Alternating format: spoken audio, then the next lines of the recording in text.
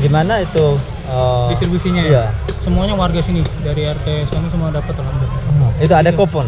Ada kupon. Coupon হলে যারা কোরবানি না দিছে তারা এখানে কুপন দিয়ে সম্ভবত বিকেলবেলার দিকে তারা কুপন দিয়ে তাদের যে ভাগটা আছে তারা নিয়ে যাবে খুব সুন্দরভাবে।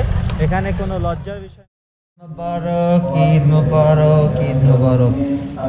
পবিত্র ঈদ উল আজহার জন্য আমি যাচ্ছি বর্তমানে আছি ইন্দোনেশিয়াতে। ইন্দোনেশিয়াতে ঈদের নামাজ কিভাবে হয়, ইন্দোনেশিয়াতে ঈদের আয়োজনটা কেমন হয় সেটা আজকে এই ভিডিওতে তুলে ধরবো। আমি মনে হয় এটাই সর্বপ্রথম।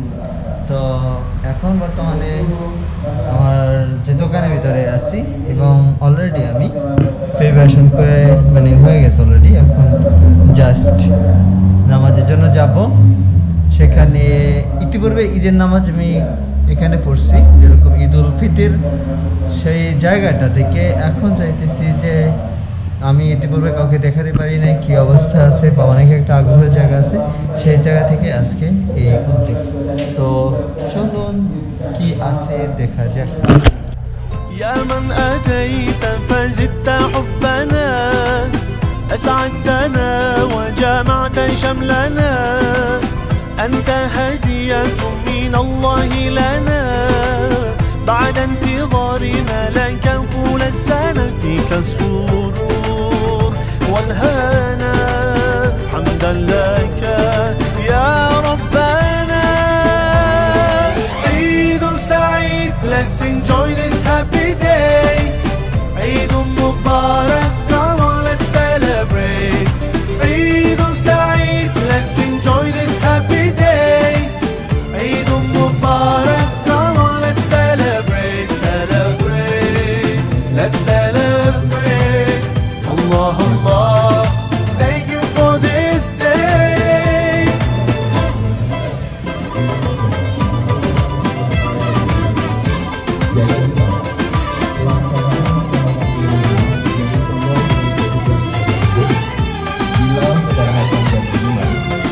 Imam berwajib belajar Al-Quran. Al-Ucap bagi dengan surat yang akan dibaca maka pertama dalam Al-Baqarah ayat 137.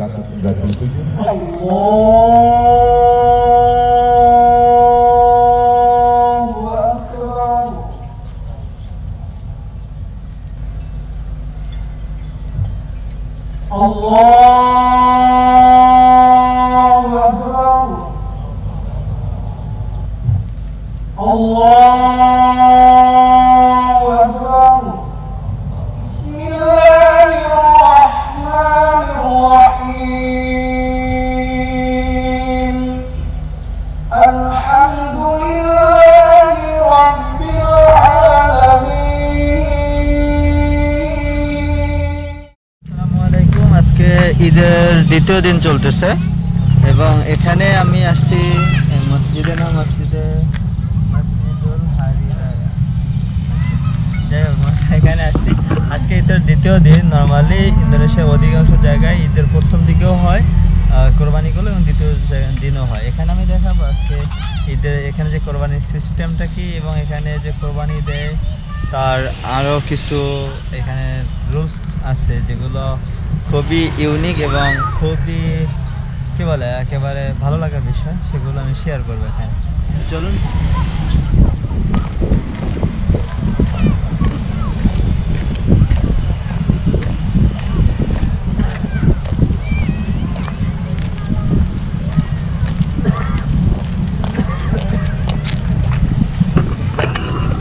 এখানে দেখেন মসজিদটা কত সুন্দর।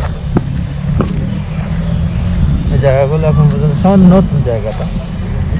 আর ইন্দোনেশিয়ার সবচেয়ে মসজিদ অনেক সুন্দর, বেশি সুন্দর এবং অগণিত মোটর এখানে আছে, বাইরে রাখা আছে। আর এইখানে অনেক মানুষ দেখা যাইতেছে, সম্ভবত এখানে কোরবানির কার্যক্রমগুলো করতেছে।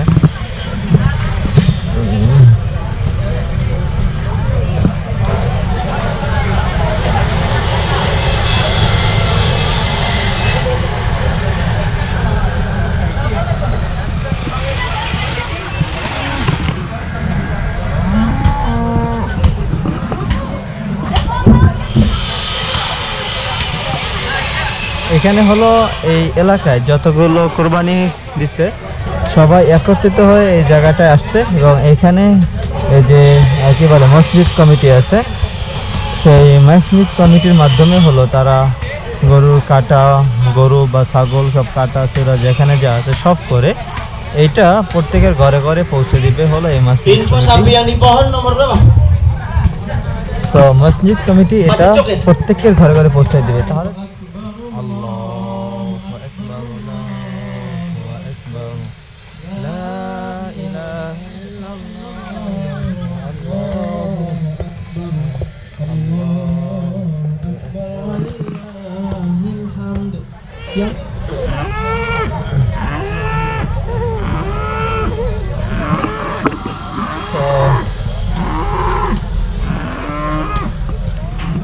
জিনিস দেখাই, প্রত্যেকটা গরুর সাথে কিন্তু একটা কোড দেওয়া আছে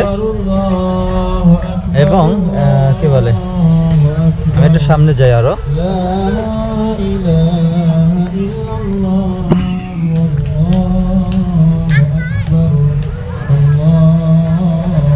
এই গরুর একটা কোড দেওয়া আছে, যে কোডের মাধ্যমে এই যে ভলান্টিয়ার টিম বা মসজিদ কমিটি আছে তারা বুঝতে পারে মানে এই গরুটা বা এই ছাগলটা কার। আর এই সিস্টেমটা আমার কাছে সবচেয়ে ভালো লাগে, কারণ হলো কি আমরা যখন আমাদের এলাকায় একটা করে গরু কোরবানি নিজে নিজে দেই, তখন দেখা গেছে আমরা একই বাড়িতে আমরা বারবার পৌঁছে দেই, আবার সেখানে একটা রিয়া কাজ করে। কিন্তু সেই জায়গাটা এখানে কোরবানি যে কোরবানি আসলে কোরবানি, কারণ তারা যারা দিচ্ছে তাদের ভিতরে কোনো দেখানো নাই কে কত বড় কোরবানি দিচ্ছে, কে কত ছোট কোরবানি দিচ্ছে। যার যতটুকু সামর্থ্য আছে সেই সামর্থ্যটাই সে দেখেছে। এত বড় একটা গরু, সে একটা এখানে দুইজন ভাগ আছে, সেই দুইজনই এখানে কিন্তু পার্টিসিপেট করতেছে। তারা এখানে কমিটির মাধ্যমে আছে, তারা কোনো ভিডিও বা কিছুই করতেছে না। মসজিদের কমিটি সেটা সম্পূর্ণরূপে এটাকে ভাগ বন্টন করে যার যারটা তার কাছে পৌঁছে দিচ্ছে। Saya dari Bangladesh, Pak. Oh iya iya iya. Saya mau tanya, itu saya bikin video. Ada apa Pak? Ada apa? Nah, itu ada berapa kambing, ada daging? Kambing yang diterima panitia 39 ekor. 39 ekor. 39 ekor. Sama? Tapi ada 34 atau berapa ya? Saya 34 deh. Oh, itu biasa itu apa? Itu kasih daging kambing itu macam mana? Gimana itu Distribusinya iya. ya? Semuanya warga sini, dari RT sana semua dapat alhamdulillah. Itu ada kupon? Ada kupon. Kupon. Dari nanti ada Pak RT juga yang ngatur. Oh iya, itu bagus tuh. Dari Pak RT 0103, 0203, 0303, 0104, 0204, 0112, 0212. Semua di sini. Semua di sini dapat. Oh. Nanti Pak RT. Itu masih sini satu atau ada lain juga? Di sini kebetulan di Harapan Indah klaster ini Ini baru satu. 17 klaster. Oh iya. Oke Pak, terima kasih. Siap, Bro. Ya. Dari mana nih? ওকে, তাদেরকে যেটা জিজ্ঞাসা করলাম আমি কথা বলার সাথে সাথে সে আগ্রহের সাথে কথা বললো এবং আমি তাদেরকে জিজ্ঞাসা করলাম যে এখানে তারা কিভাবে বন্টন করতেছে এবং এখানে কতগুলো আছে। তারা বলছে যে গরু আছে হলো 30-35টা মতন, ছাগল এরকম 30-35টা মতন এখানে আছে এবং এখানে অনেকগুলো মানে ওয়ার্ড আছে, যে ওয়ার্ডগুলো হলো আপনার আমরা বাংলাদেশে যেরকম ওয়ার্ড বলি ওরকম ওয়ার্ড আছে। সেই ওয়ার্ডের আন্ডারে যতগুলো ঘর আছে প্রত্যেকটা ঘরে যারা কোরবানি না দিচ্ছে সেইগুলো তারা তথ্য কালেক্ট করে ইতিপূর্বে তাদেরকে কুপন দিয়ে দিচ্ছে এবং সেটা দিচ্ছে হলো এই যে মেম্বার বা চেয়ারম্যান মানে মেম্বার বলি বা ওয়ার্ড মেম্বার আছে RTRO এর মাধ্যমে দিয়ে দিচ্ছে।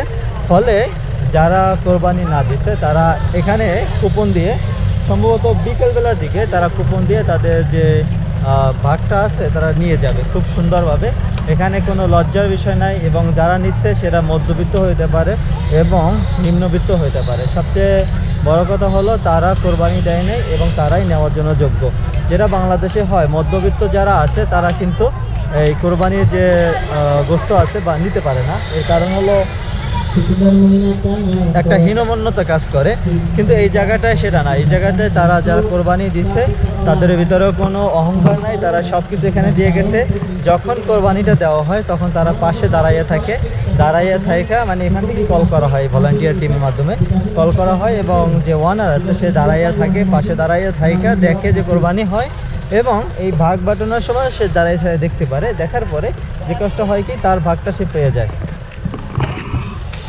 তো এখানে বাচ্চাগুলো আছে ওরাও কিন্তু খুবই আনন্দের সাথে উৎসবের সাথে এখানে দেখতেছে। আমার কাছে খুব ভালো লাগতেছে। ইন্দোনেশিয়াতে এই সিস্টেমটা যদি আমাদের বাংলাদেশেও বাস্তবায়ন হয় তাহলে মনে হবে যে বাংলাদেশের প্রত্যেকটা জায়গায় যে প্রত্যেকটা ঘরে যে একটা হীনমন্যতা আছে সেই জায়গায় চলে যাবে এবং প্রত্যেকটা ঘরে ঘরে কিন্তু তার কোরবানির ভাগটা পড়ে যাবে, যেটা ইতিপূর্বে হয় নাই। আসসালামু আলাইকুম। আজকে হারাপান ইন্দোনেশিয়া থেকে এখানেই সমাপ্ত করতেছি। ঈদ মোবারক। আসসালামু আলাইকুম।